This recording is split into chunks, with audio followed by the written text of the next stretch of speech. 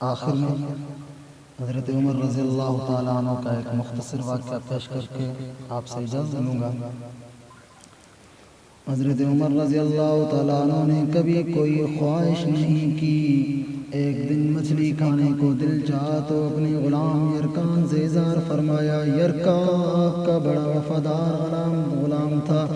ایک دن آپ نے فرمایا، یرکا آج مجھے مچھلی کھانے کو دل کرتا ہے، لیکن مسئلہ یہ ہے 8 میل دور جانا پڑے گا دریا کے پاس مچھلی لینے، اور 8 میل واپس آنا پڑے گا مچھلی لے کے۔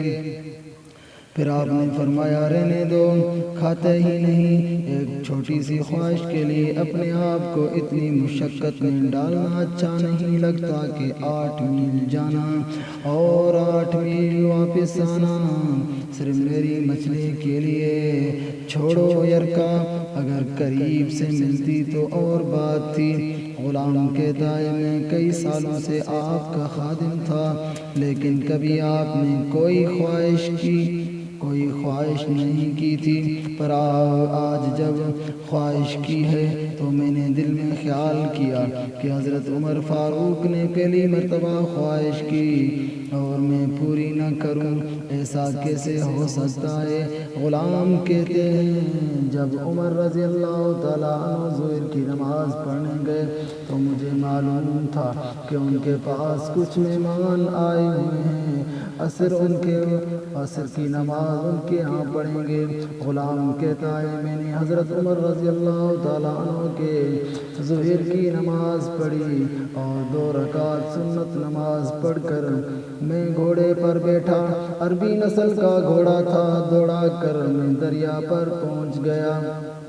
عربی نسل کے گھوڑے کو 8 میل کیا کہتے، وہاں پہنچ کر میں نے ایک ٹوکرا مچھلی کا خریدا اور حضرت عمر رضی اللہ تعالیٰ عنہ کی عصر کی نماز ہونے سے پہلے میں واپس بھی آ گیا، اور گھوڑے کو میں نے ٹھنڈی چھاؤں میں باندھ دیا تاکہ اس کا جو پسینہ آیا ہوا ہے وہ خشک ہو جائے اور کہیں حضرت عمر فاروق رضی اللہ تعالیٰ عنہ دیکھ نہ لے۔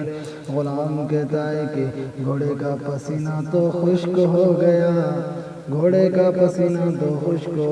پر پسینے کی وجہ سے جو گرد و غبار گھوڑے پر جم گیا تھا، جو واضح نظر آ رہا تھا کہ گھوڑا کہیں سفر پہ گیا تھا۔ پھر میں نے سوچا کہ حضرت عمر فاروق رضی اللہ عنہ دیکھ نہ لیں، پھر میں جلدی سے گھوڑے کو کنویں پر لے گیا اور اسے جلدی سے غسل کرایا اور اسے لا کر چھاؤں میں باندھ دیا۔ دیکھیے، جب ہماری خواہشات ہوتی ہیں تو کیا حال ہوتا ہے، لیکن یہ خواہش پوری کر کے ڈر رہے ہیں کیونکہ ضمیر زندہ ہے، ہمارا ضمیر تو مردہ ہو چکا ہے۔ اللہ تعالیٰ ہم سب کے ضمیروں کو زندہ فرماتے ہیں، جب عصر کی نماز پڑھ کر حضرت عمر فاروق آئے، میں نے بھی نماز ان کے پیچھے پڑھی تھی۔ گھر آئے تو میں نے کہا، حضور، اللہ نے آپ کی خواہش پوری کر دی، مچھلی کا بندوبست ہو گیا ہے اور بس تھوڑی دیر میں مچھلی پکا کے پیش کرتا ہوں۔ کہتا ہے، میں نے یہ لفظ کہے تو جناب عمر فاروق اٹھے اور گھوڑے کے پاس چلے گئے، گھوڑے کی پشت پہ ہاتھ پھیرا، اس کی ٹانگوں پہ ہاتھ پھیرا اور پھر اس کے کانوں کے پاس گئے اور گھوڑے کا پھر ایک کان اٹھایا اور کہنے لگے، یرکا، تو نے سارا گھوڑا تو دھو دیا، لیکن کانوں کے پیچھے سے پسینہ صاف کرنا تجھے یاد ہی نہیں رہا، اور یہاں تو پانی ڈالنا بھی بھول گیا۔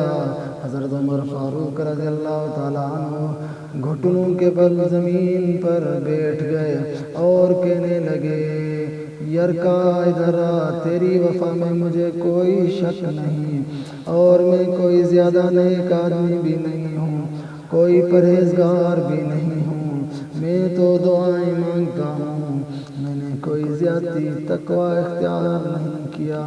اور بات کو جاری رکھتے ہوئے فرمانے لگے، ایک بات تو بتا، اگر یہ گھوڑا قیامت کے دن اللہ کی بارگاہ میں فریاد کرے کہ یا اللہ عمر نے مجھے اپنی ایک خواہش پوری کرنے کے لیے 16 میل کا سفر طے کرایا۔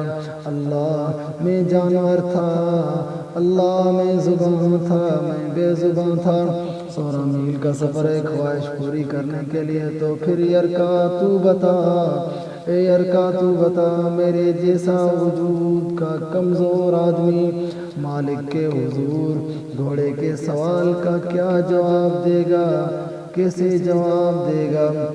یرکا کہتا ہے میں اپنے باپ کے فوت ہونے پر اتنا نہیں رویا تھا جتنا آج رویا، میں تڑپ اٹھا حضور۔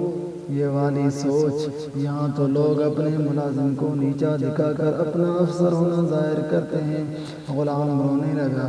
حضرت عمر فاروق کہنے لگے اب اس طرح کر، گھوڑے کو تھوڑا چارہ اضافی ڈال دے، اور یہ جو مچھلی لے کے آئے ہو اسے مدینے کے غریب گھروں میں تقسیم کر دو، اور انہیں یہ مچھلی دے کر کہنا تیری بخشش کی بھی دعا کریں اور عمر کی معافی کی بھی دعا کریں۔ آخر میں ایک شعر پڑھ کر میں آپ سے اجازت لوں گا۔